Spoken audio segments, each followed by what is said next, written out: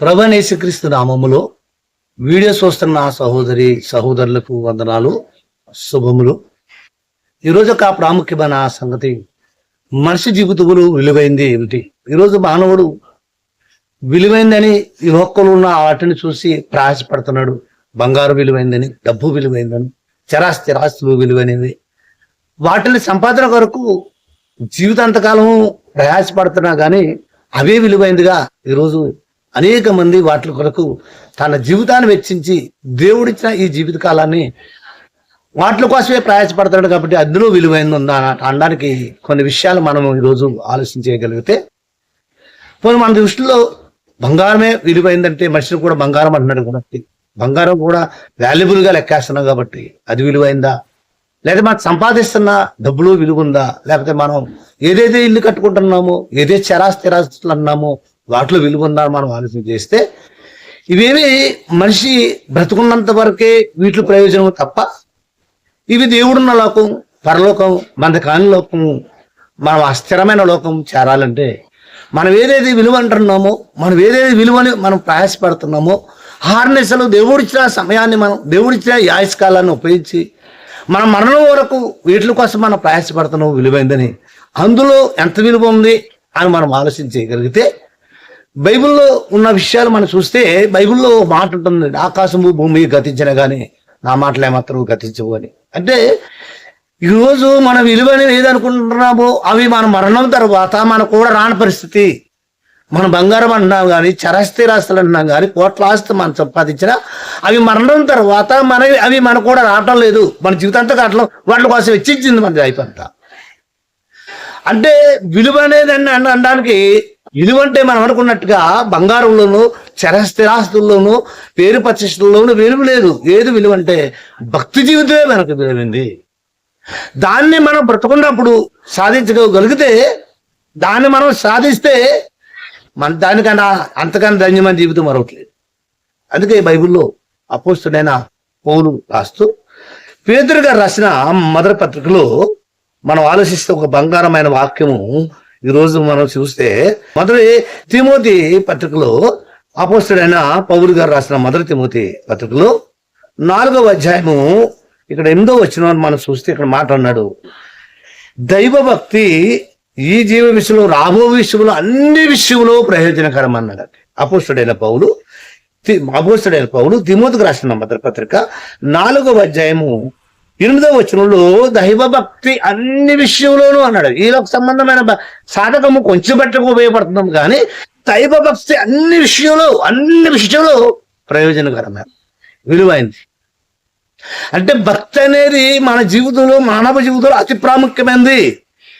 మనం అనుకుంటున్న బంగారం కన్నా, మనం ఏదైతే స్థిరాస్తులు అంటున్నాం కన్నా, మనం ఏదైతే మనం కూడబెడుతున్నాం దానికన్నా భక్తి జీవితం అనేది ప్రాముఖ్యమైనది.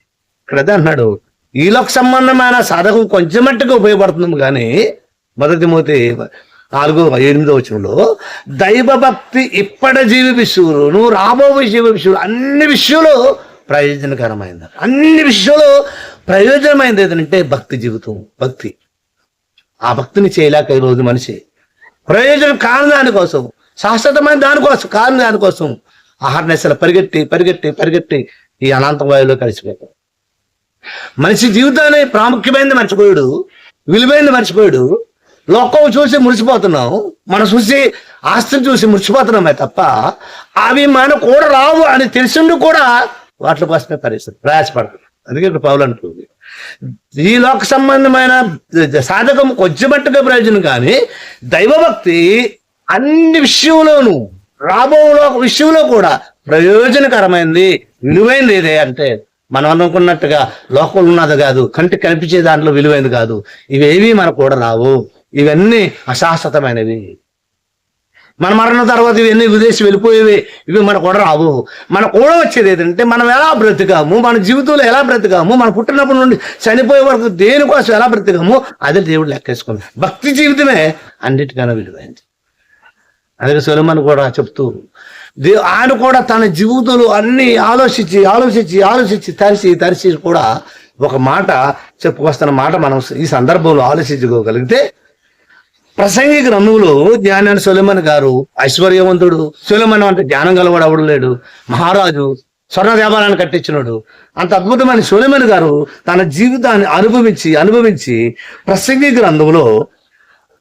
గ్రంథంలో మనం ఆలోచన చేస్తే 12వ అధ్యాయము 13వ వచనంలో అన్నాడు, ఇది ఒకటే మాత్రం నేను కనుగొంటుని చెప్తూ అదేమనగా ఇదంతయు తెలుసుకున్న తర్వాత చెప్పుకొస్తాడు. ప్రసంగి గ్రంథము 12వ అధ్యాయంలో 13వ వచనంలో ఇదంతా వినిన తర్వాత తన జీవితంలో ఆలోచించి తరిచి అనుభవించి చెప్తున్నాడు. ఇదంతా వినిన తర్వాత తేలిన ఫలితార్థం ఇదే, దేవుని యందు భయభక్తులు కలిగి ఆయన కట్టడానికి నడుచుకుంటాడే మానవ కోటికి విధి అన్నాడు. 2 సంగతులు అన్నాడు. దేవుని యందు భయభక్తులు కలిగి ఉండడం, ఆయన యొక్క కట్టడలు, ఆయన మాటలకు లోబడి కైకొనడం విలువైంది. ఇది కోట్ల ఆస్తి కూడా వెలకట్లేదు, అమూల్యమైంది. జ్ఞానేడు సొలొమోను గారు ఐశ్వర్యవంతుడు, మహారాజు, స్వర్ణదేవాలయం కట్టించినాడు, అంత జ్ఞానవంతుడు. తన జీవితాన్ని అనుభవించి తరిచి చూసి చెప్తున్నాడు. ఇదంతా వినిన తర్వాత ప్రసంగి 12, 13, 14 అన్నాడు.